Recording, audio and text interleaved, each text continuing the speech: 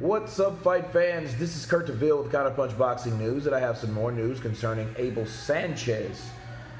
Alex Saucedo splits with Abel just ahead of fall return. Now, Saucedo lost to Maurice Hooker last November and bid for the WBO super lightweight belt.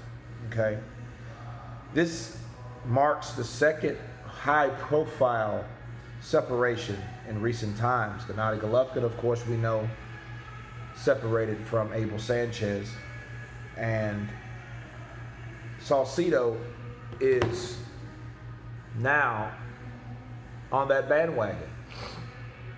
Now, it doesn't really have details of why Saucedo decided to leave, but one thing's apparent about Abel Sanchez. You have to ask now, was it just a fighter?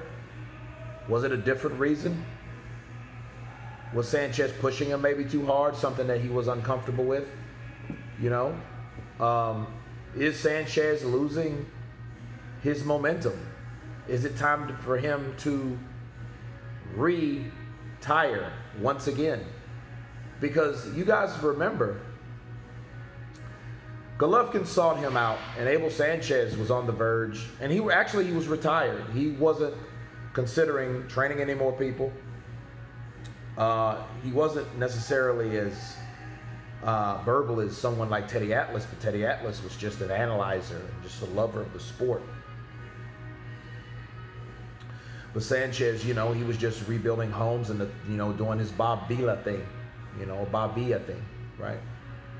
Until Golovkin came around and kind of revitalized him, gave him another spark, gave him motivation to get back into the sport, and he picked up other fighters and started training full time.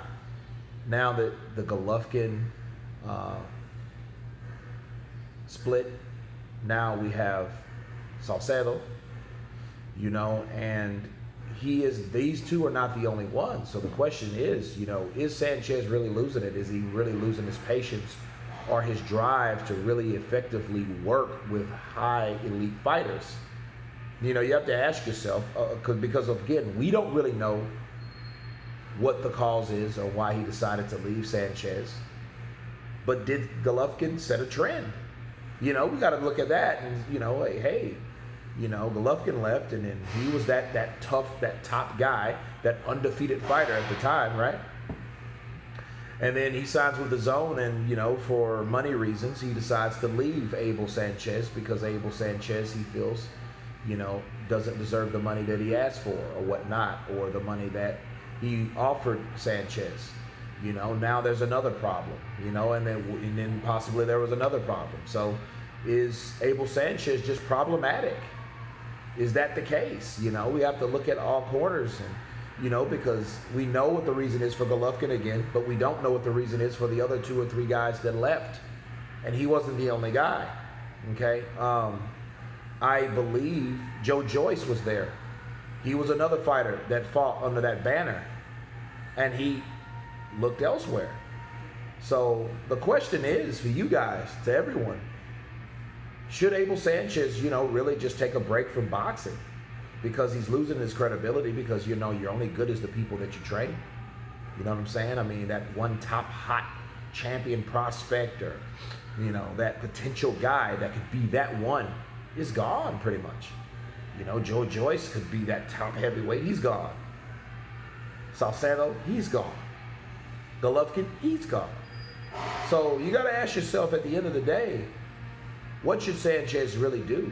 Should he, consider retirement, or, should he keep training? Because if he's that heartbroken like he claims about the Golovkin thing and that situation, how will that affect him psychologically to train other fighters?